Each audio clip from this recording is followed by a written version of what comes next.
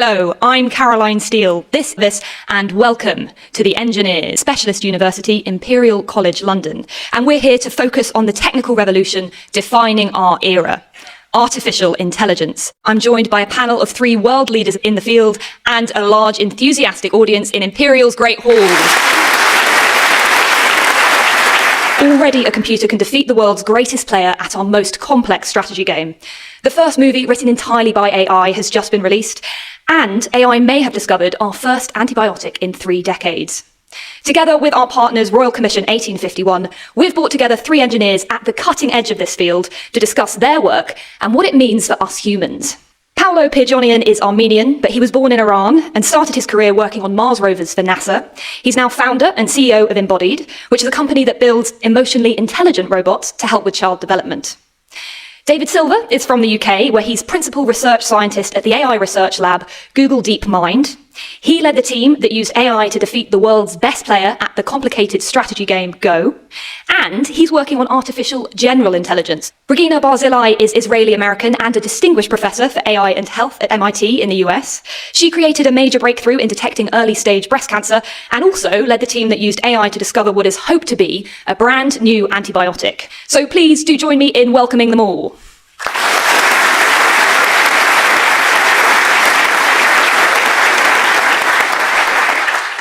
Regina, let's start with you.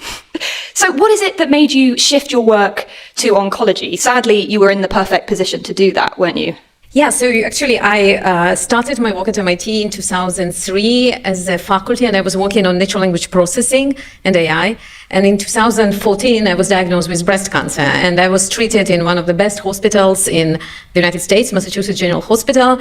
And what I discovered going through the treatment, that there was really no AI or not even basic information technology as part of the treatment, neither the diagnostics, nor the treatment, nor the post-treatment.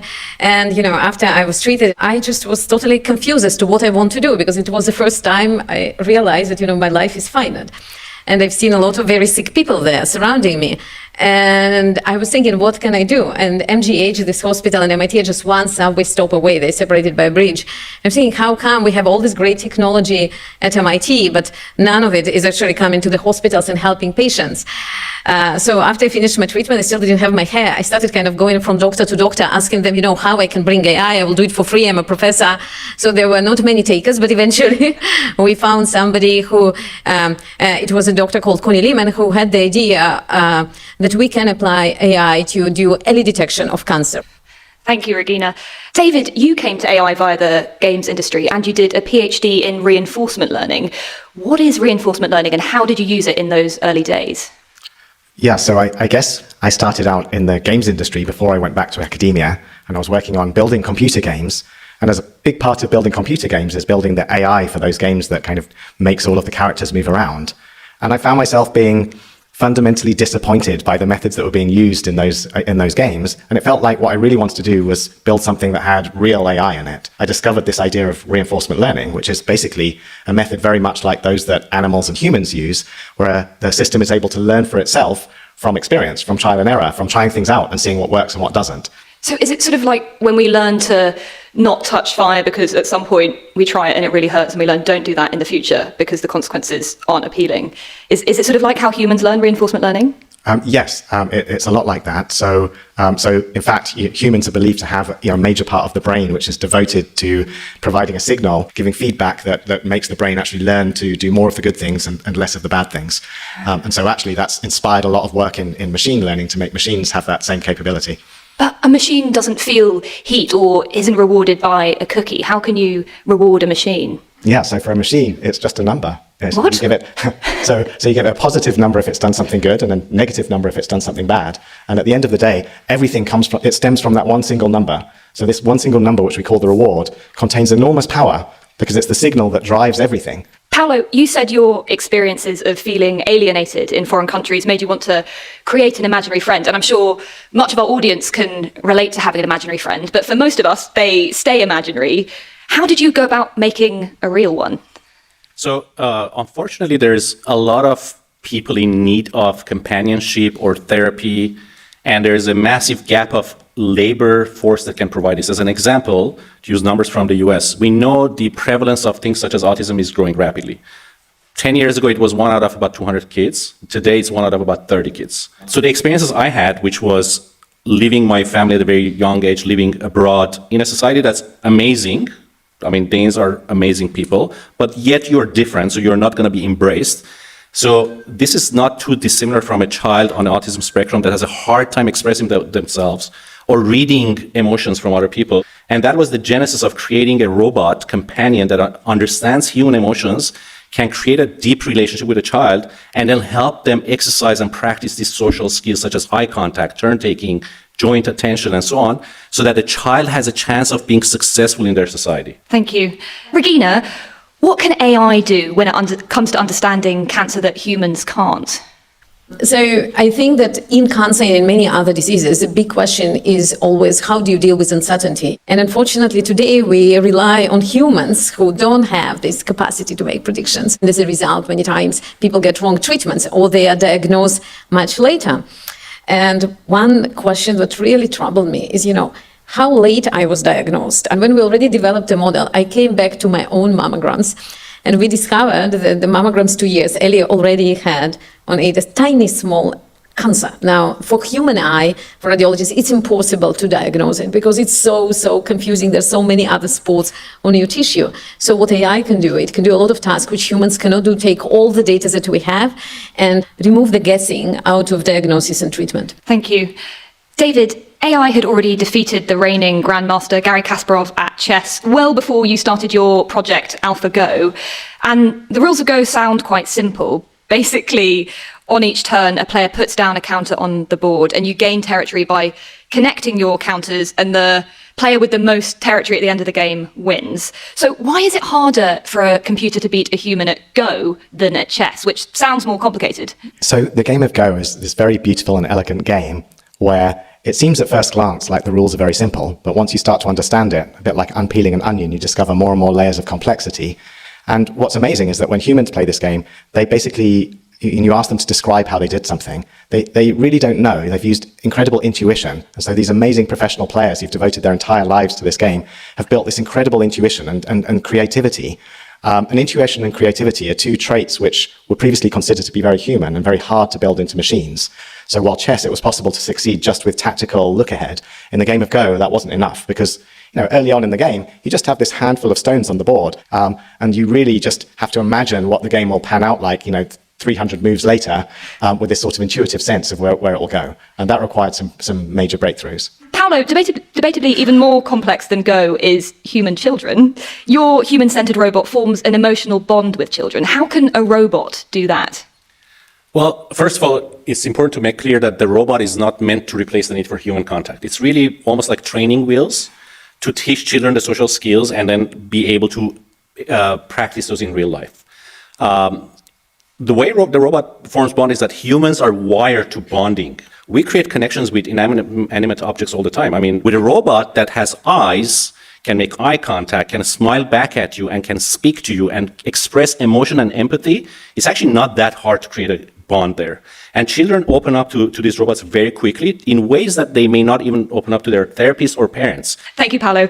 Regina, you not only made an impact on oncology, your team at MIT used AI to discover what could be our first new antibiotic in 3 decades. It seems it can beat E. coli, MRSA, and strains of bacteria which are currently resistant to all other antibiotics. So I think we all wish it success. How did you do that? So I should say that, developing antibiotics is not an area with an immense competition, even though the resistance to antibiotics that we have continues to grow. This happened to be an area where pharmaceutical companies are not very active because economically it doesn't work for them. So in some ways we do need to have alternative approaches. I met a colleague and he was from biological engineering, he was working on antibiotics, and he was describing the big problem of finding new molecules which are effective against bacteria, drug-resistant bacteria, but at the same time are not toxic to humans. They had some molecules screened against I think E. coli. We started with that, and then we just gave to the machine, thousands of molecules, and for each molecule, you knew whether it kills a bacteria or not. And it was kind of the first attempt to learn automatically how do you look at the structure of the molecule and predict whether it would have a desired effect. We found molecule that didn't look like something human created, and it turns out in the lab that it was able to kill using a different mechanism of action, kill it in a different way, and that's what made it so effective against so many different species. David, let's go back to you. So far, we've been talking about systems designed to perform one task. That's known as narrow AI. But you're working towards artificial general intelligence. Could you explain what artificial general intelligence is? So if you think about humans and human intelligence, it's this wonderful and beautiful thing where we're able to learn skills which are incredibly diverse, where one person might choose to specialize in learning how to play tennis, and another person might specialize in becoming an amazing chef, and another person a pianist, and another person a scientist. And so when we want to build artificial intelligence, we want systems which not only solve a single problem, but in a similar manner to humans are able to approach any number of problems with intelligence that's capable of doing amazing things in each of those different areas.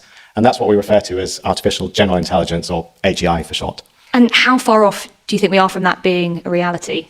So I think it's going to be a spectrum over many years. And I also think it's likely, or at least plausible, that there are many breakthroughs that are still required before we can really crack the same kind of level of intelligence that humans have. Regina, you've developed AI to better predict cancer, but it's only employed in a tiny number of cases, right? Why is AI not used more widely in medicine? The problem is that we're creating a lot of great technology, but this technology is not really translated into patient care. And if I would ask the audience, how many of you, when you last time see your physician, you actually have seen any AI? And I'm sure not many can really attest to it. So I think the technology for many of the tasks is really mature, but there are many other questions which have nothing to do with AI per se. One is regulation. Regulations both in Europe, UK, US continue to change. Another big problem is people don't really know how to bill for AI. And today the American doctor who uses AI loses money when they see the patient, so it's not much of the motivation. So just to clarify there, did you say that using AI for doctors in the US can actually make them lose money because it makes treatment more effective and therefore they're charging for that? I'm referring to a specific paper. The way the billing is done, it somehow relates to the time the doctor spends with the patient. So if you have something that makes it faster, you're actually losing money. Very depressing. And Paolo, what about your challenges? The robot you've developed mimics human behavior. What's next? I'm very hopeful with what we are doing in terms of creating social, emotional AI systems that can help humanity become its best. If we can intervene early with children, for instance, on the autism spectrum, they have a chance of really integrating well with the society and do really well. When we think about other vulnerable areas of our life is when we age. Social isolation, being lonely, and that leads to mental health issues, that leads to physical health issues, and so on.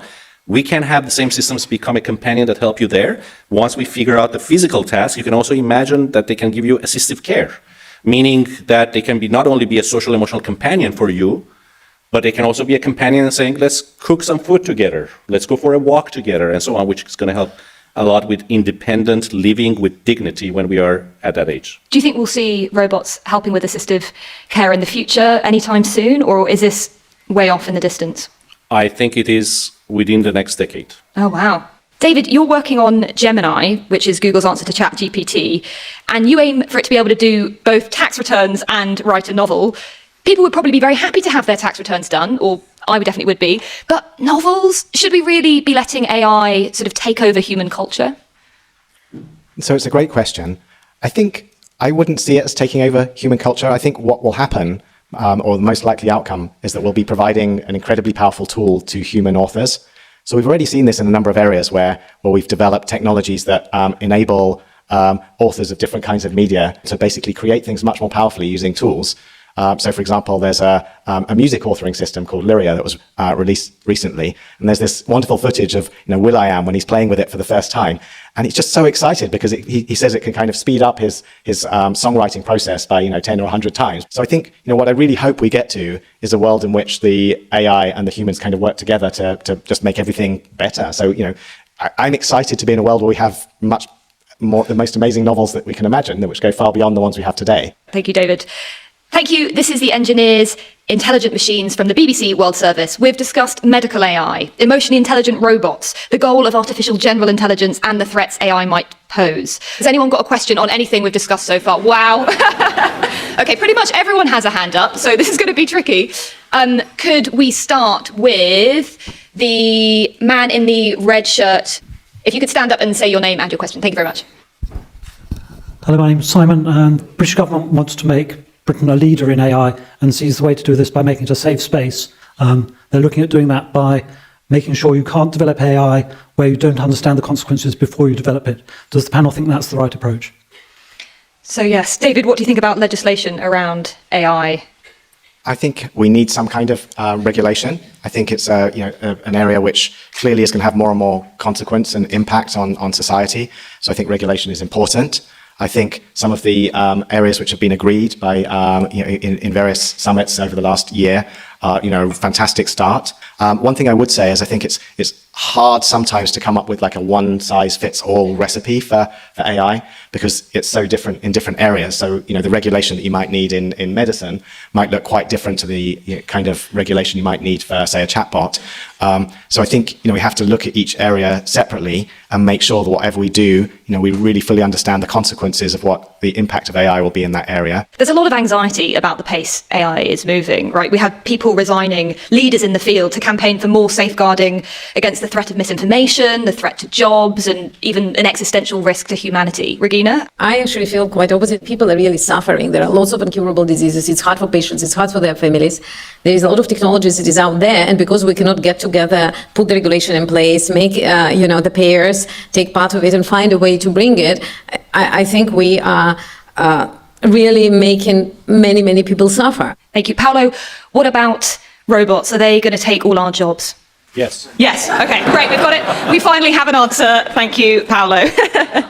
On a serious note, I feel it's a bit of a conundrum to think about legislation because on one hand, yes, there are definitely risks and you would like to regulate it so no one with bad intentions goes wild. On the other hand, if you think about it, it's an extremely potent technology, could change everything in our lives, including being strategically important technology to master from a national perspective. And from that perspective, if you regulate it, let's say part of the regulation is slow it down, what are our adversaries going to do? Are they going to then have an advantage over us? So it's a bit of an arms race, and I think for that reason, practically speaking, I think it's going to be very hard to regulate it to that level unless you can have international regulation and agreement across all the powerful nations to say this is how we're going to handle it. And I haven't seen that work out very well in the history of time. Fair enough. Audience, we have time for a couple more questions, so hands up. If we could go to the man in the white top. Thank you. Hello, panel. My name's Rob Sheath, and I'm a business and sports coach. And I'm wondering whether what you've been talking about is possible for helping humans to improve their performance at a sport. Good question. Who's our greatest sports enthusiast? Perhaps this one is for you, David. Can we be using AI to improve sports performance?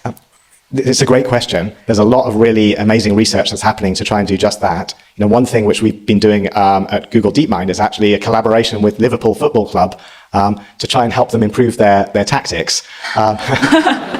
So that's one example. I think the amazing thing about sports is it's become over time so refined in terms of the particular approaches that people take that actually really they're very open to new discoveries and new ways to do things. And so it's been really fun actually just watching that kind of thing unfold. Very cool. Thank you, David. I can see we've got lots of young people in the audience, some teenagers even. Does any of our younger audience have a question? If so, stick your hand up. There was a young lady who had a hand up here with a ponytail. Yes. As AI develops, I reckon that humans probably depend more on AI and maybe learn less. Is there anything we could do to maybe make sure that as AI develops, humans still develop and learn? Ooh, good question. So will we stop learning as AI does the learning instead for us? I'm going to put that to all of you, if that's all right. What do you think, David?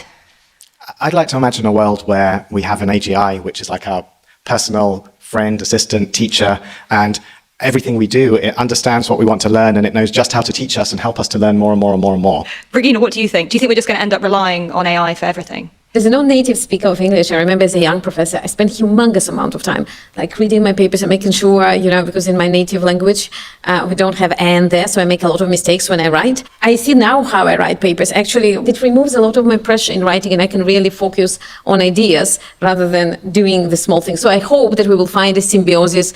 We don't really, remove our basic skills, but we can just do more and focus on the things that we can do better. Paolo. I would like to imagine if Isaac Newton or Albert Einstein had access to these tools today. I mean, as prolific as they were at a time where we didn't even have our calculators, imagine what they would have done and the impact it would have had on the world if they had access to these tools. In the next 5 years, potentially, you don't need to code. You'll just tell your favorite AI system and say, I want a code that does X, Y, Z, and you can accomplish what would take years of many people in hours today. So it will make you more prolific. Thank you. I think it's fair to say all three of you have given us hope for the future.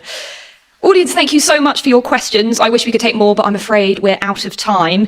That's it for the Engineers Intelligent Machines at Imperial College London. I'm Caroline Steele on behalf of the BBC World Service, our partners, the Royal Commission for the Exhibition of 1851, and my producer, Charlie Taylor. Please join me in giving a warm round of applause for our brilliant, pioneering AI engineers, Regina Barzilai, Paolo Pidjonian, and David Silver.